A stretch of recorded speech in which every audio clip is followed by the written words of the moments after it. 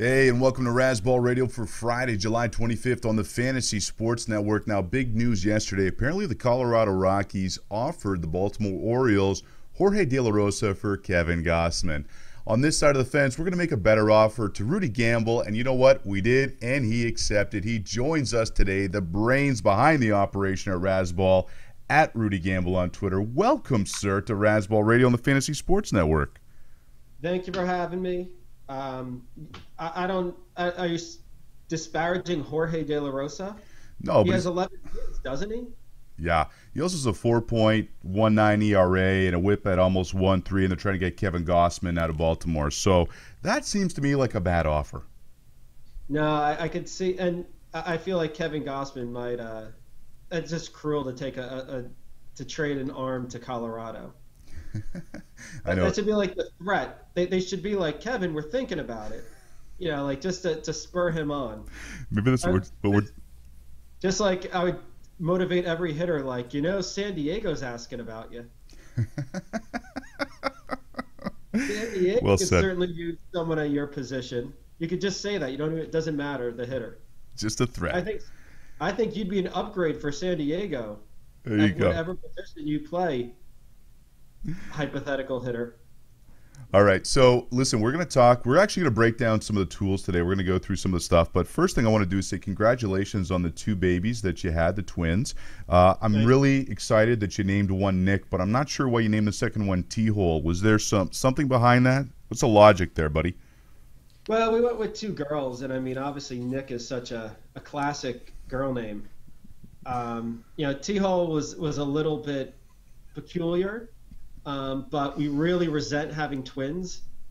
So it just seemed like the second one should get a name that we didn't like as much. Okay, fair enough. And that's why we haven't seen Rudy lately. He's been busy, keeping up with the wet nurses like Billy Butler and the whatnot. So we are very excited to have you today. We're going to talk some of the tools. Now, the tools at Razzball.com are epic, and they're free. Just go to the Tools tab at Razzball.com. They're all there. Hittertron, Streaminator, a whole lot more than that as well. But today, what I want to do is actually, Rudy, because people ask me, Nick, I'm not sure how to fully use the tools. The list of the hot sheet, where we talk about everything to know about fantasy for the day. We throw a lot of streamers in there. We give you data based on that. So let's start with the Streaminator. Obviously, streaming pitchers is well done and established in fantasy baseball.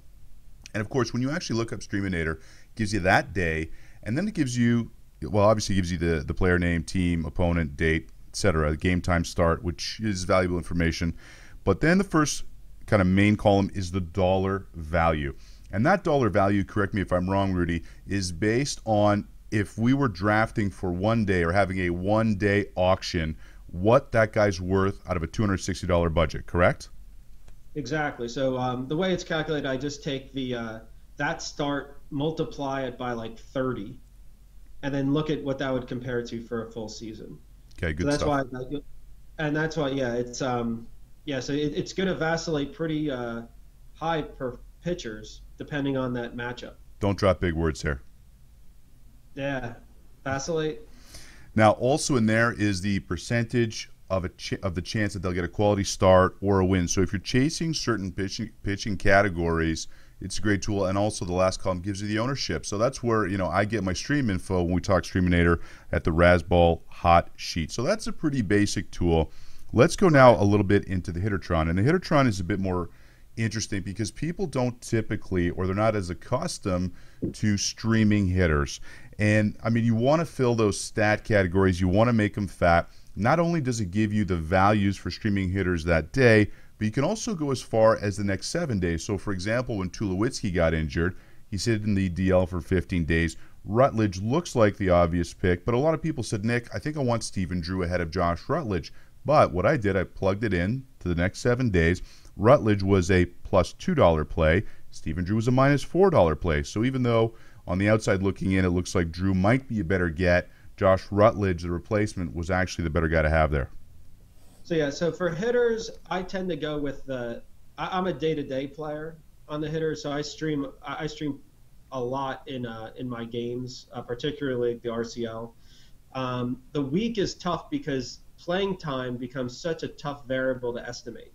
That Josh Rutledge at any point went from starting 2 games to 7 games, and most of those games in Colorado. So it's a huge play. So I speculated on Josh Rutledge the second Tulo came down with a thigh cramp. Right.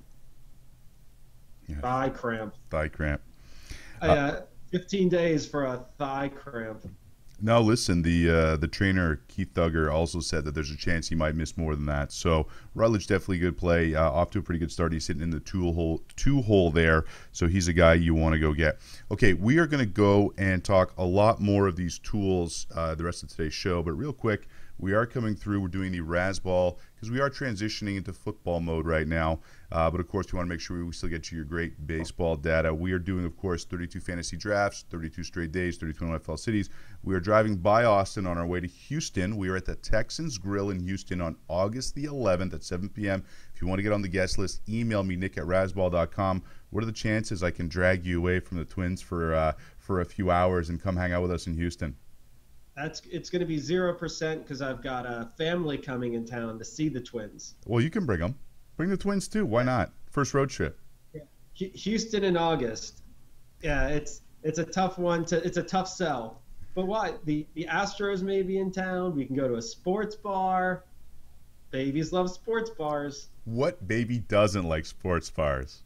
No, I mean that could be kind of just tempting. I mean, depending on the sports bar, the babies look for one thing only, and the women in sports bars who work there tend to provide it. You mean craft beer? You're talking about craft beer, right? Yes, yeah. So I fear it's going to be a little bit of a tease. It'll be even worse than like the average 21-year-old guy going in. Absolutely. So of course we take the audio out of this show. They can't touch. Of course, we do take the audio from this show, and that becomes the baseball podcast. So when we're on the road, we'll be talking a lot of football, but Sky will pinch hit on some baseball podcasts. Also, Guru and I will endeavor to make sure we still do the baseball hot sheet throughout the full tour. It's the first time kind of pulling off this tour. It's a teeny bit of a logistics headache. But we're going to come back with Rudy in just a minute. We're going to talk more about these tools, and especially, listen, if you're paying attention right now, it's because you're in it right now, and these tools are really going to help you close out your season. We'll talk about it when we come back here. Razzball Radio on the Fantasy Sports Network. Okay, we're back. Razzball Radio on the Fantasy Sports Network with Rudy Gamble at Rudy Gamble on Twitter, the brains behind the operation at Razzball.com. And we're talking about the tools, which, of course, you can find Razzball.com under the Tools tab. We talked about the Streaminator and Hittertron. Let's talk one now that I get a lot of questions about. It's the FIP versus ERA comparison. Now, obviously, a lot of the Razzballers out there, are big into sabermetrics. But for guys who are, let's say, more casual baseball fans, but they're trying to close it out, I kind of want to break down this tool in particular. So I'm going to throw two players at you. Give me some numbers, and you can tell me which one's the better get. I mean, again, this will be obvious to a lot of people, but we're here to educate. Julio Teheran has a 3.5 FIP and a 2.64 ERA, giving him a difference of 0.86. Phil Hughes has a 2.74 FIP, 4.10 ERA, giving him a plus 136 difference, which is actually the better player right now. So the tough thing with, I would take Teheran still in a heartbeat. Yep. So the question gets into how, the biggest difference I think on that one is that Phil Hughes traditionally gives up. He worries me on the home runs. I think he's typically a guy who goes. His ERA is always over his FIP. Go for balls and go for state. Yeah, well, I think it's guys that sometimes have trouble with men on base. Javier Vazquez is the king of the underperforming. He's always above his FIP. But Teheran, I think, has been due for regression. He's been able to avoid it. I imagine it's not even look at the data that his left on base percentage is great, and his ball in play is low. That's the only two ways that you cheat FIP. And the assumption is that those are two things that you really can't control, and you'd need a huge amount sample to confirm things like, I could tell you your hockey-loving Hall of Famer Tom Glavine, that guy could keep guys on base. He was an amazing pitcher with guys on base. Most aren't. Ball in play, Teheran does have one advantage versus just about every other non-Brave pitcher. in that he has Angelin Simmons there. Yes, that's a good point. So you'd almost expect every Brave to be a little bit better. So it's a tough one, but I do look at that one to get a gauge for, do I think Tehran is a number one pitcher? No. Even though he's probably been a top 15 pitcher, I consider him more of a number two right now. Okay, so give me a 30,000-foot view of how to actually look at that differential and see if the guy is under or overperforming. So, ideally, I'm looking for guys that are underperforming. So basically, that their ERA looks a little high, but their FIP is saying they should be doing better. I'm starting there. I'm also looking at things like the buy-sell tool to understand if the overall value of a guy. But once you identify a guy like Tehran, you want to understand why. And I do kind of go off the site for something like that. Like I said, with the left on base percentage and ball in play, I think ball in play you'll find on our site. Those are two things I'm looking for and trying to looking at their ground ball versus fly ball ratio, trying to understand how sustainable it is. For someone like Tehran, it is somewhat sustainable. I think he'd regress down to like a 3 ERA or up to a 3 ERA. But I think most of his games are real. I think if you go through Hughes's history, and he came out early yesterday. I had him streaming in one league. He seems to be a guy that the sum is less than the parts. Okay, now another thing that we also have is all the player cards on Razzball.com for every player that's out there, but designed specifically for fantasy. And there's actually a lot of baseball sites now that are actually linking up to our player cards. So those are invaluable in terms of getting the data. What are some of the highlights that are in there, Rudy? For hitters, the part that you'll see right up at the top is their dollar value versus righties and lefties. Mm-hmm. And what's great about that one is because when you're looking at it, you're thinking about it from a daily play. That one is set to assume the guy's playing every day. So the challenge, if you look at rest of season value for a platoon guy, he's going to be depressed because he only plays 70% of the time, or for a righty against lefties, like 25%. That one assumes he's playing every day. So if you see a guy who's a $10 player, you could say for that day he's likely a $10 player. It lets you see immediately, does this guy have a bad platoon split? So a guy like, and there's several guys out there. I think Mauer and Chu have been the two in my head that are guys that Fielder was the third that are just awful against lefties. Clearly, the Philadelphia is finally come around to the fact that Ryan Howard is putrid against lefties. You're kidding. And only bad against righties. But I think Utley has also been pretty awful against lefties as well. So I'm looking at that one to get that's helped me get an initial gauge, and then I tend to jump right into the game log, which gives you a little bit more information, I think, than the average one, and getting you to you can see the next 7 days of the hitter in the Hittertron portion, as well as their DFS bot stuff if you're playing DFS and trying to figure out, is this guy a good play for today? Absolutely. We'll get into that in a second, but it's funny that you brought up Ryan Howard because yesterday they announced they're willing to trade him. The day after they announced he's going to platoon with Darren Ruff. That's some good GMing, Ruben Amaro Jr. Get your resume ready. I wonder if there's any Philly cheesesteak shops in Philadelphia that are hiring. Right. Well, I think his poker skills are pretty bad. I'm surprised it wasn't like, well, we're considering extending Ryan Howard again, or maybe we'll trade him. I don't know. He's such a valuable portion to our team. It's so hard. I love how Pat Gillick built that team, and then Ruben Amaro won with it, and now we're seeing what kind of GM Ruben Amaro Jr. is. Okay, we're going to be back. We're going to talk some more tools. We're going to talk about the daily fantasy bot as well. We're going to talk a little bit about BABIP. We're giving you quality data information today because it's that time of season. You got to close out your leagues here. Razzball Radio, the Fantasy Sports Network.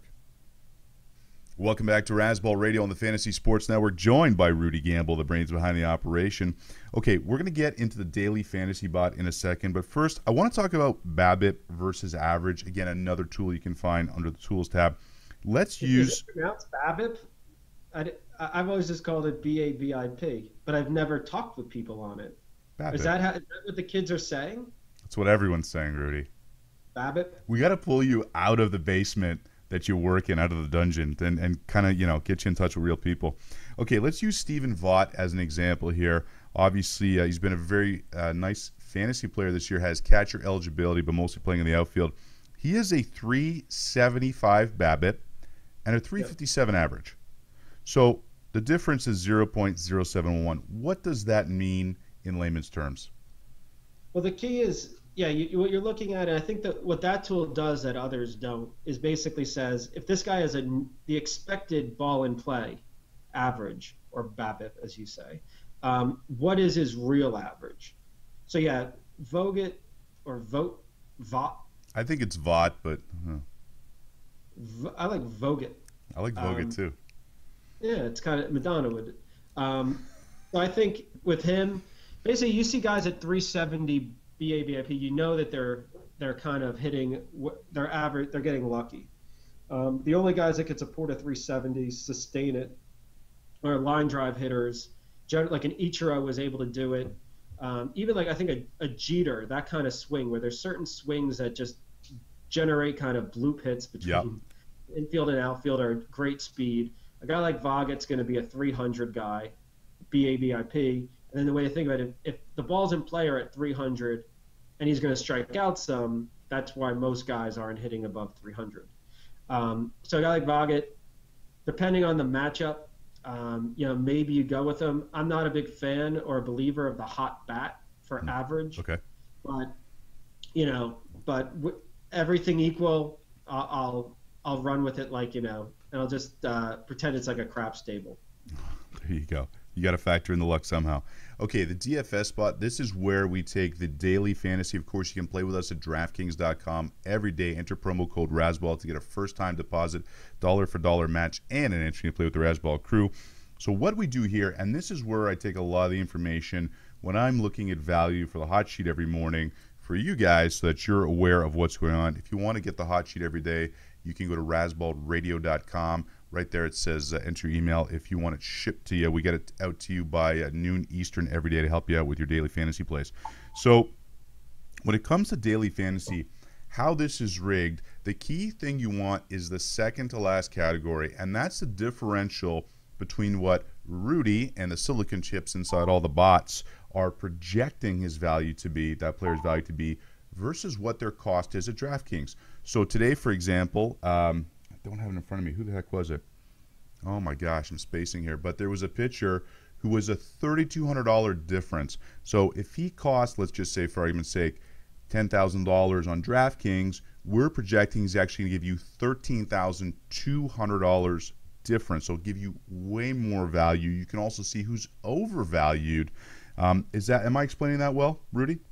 Yeah, no, I think the DFS there's a lot still to be determined on strategy for it. So with DFS bot, some of it is just we provide the information, let people come up with their own strategies. Strategies like stacking on the hitting is a common one. One I've heard is that sometimes some would look at the differential, some are looking at projected points for salary. That last column we added recently, and is one that I think a lot of the hardcore players look at. So the thing is, I want the biggest bang for the buck, so I'm just going to take the projected points, divide it into the actual salary. You're going to see that generally that's going to correlate, that's going to match up pretty well with the big difference guys. But yeah, I'm in that game. I think for DraftKings, I'm always starting with my pitchers, finding two I feel really good about.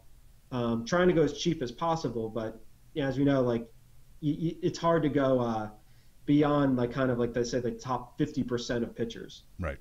It's a rare day that you're like, wow, I can't believe. But a day like yesterday, I probably would have rolled the dice with Wei Yin Chen at Seattle because Seattle's just awful. Or a couple of days ago, because these are guys I streamed, Kyle Hendricks. Right. Mediocre pitcher, rookie. Take advantage of the Padres while you can. Yeah, absolutely. Unless Edwin Jackson's pitching. The Padres love Edwin Jackson. They eat him for breakfast. Okay, so also, just so you know, what I do, and Rudy, because again, you do have to kind of add a little bit of gut call to it. I take that dollar differential at DraftKings.com. And then what I do is I also look at how they're going to stream that day. When we talk about streamers, mostly we're talking about guys who are available and you can pick up. But let's just say Steven Strasburg is a $45 start today, but maybe he's $700 overpriced. I'm still going to put him in as a get today because the potential return on investment is so high. Yeah, I mean, with pitchers, I'd err toward getting guys that you feel really confident in. I mean, because I think, the pitchers as the ombudsman. I don't know if you covered that yet, but yeah, that we have basically a bot that basically oversees the other bots. As I'm building like this bot universe, but basically the ombudsman saying it's keeping it honest and basically looking day by day and saying how accurate is everything. And what that's shown is that by far, predicting pitcher performance is more accurate than predicting hitter performance. There's a lot, so yeah, I think feel good about your pitcher picks before you start worrying about the hitter stuff. So if Strasburg was a really good matchup, I'd see it. Personally, I'm iffy on Strasburg this year, but he doesn't seem to deliver quite as expected. But there's other guys that I'd feel like, no problem going with the top pitcher on the board, like a Kershaw. Okay. Sorry, Rudy, I apologize for interrupting, but we got to wrap this up today. Love having you on. Anytime you're available, love to do it. We're going to try and do, again, when I'm on the road, some of those podcasts. We're going to try and get Rudy on, a little bit more flexibility with Sky's schedule to make that happen. Thanks for joining us today, buddy, on the Razzball Radio. I almost said baseball podcast, going old school. Razzball Radio, Fantasy Sports Network. We'll be back on Monday with Gray and lots of special guests next week as we start transitioning into football. Thanks for joining us. See you next week.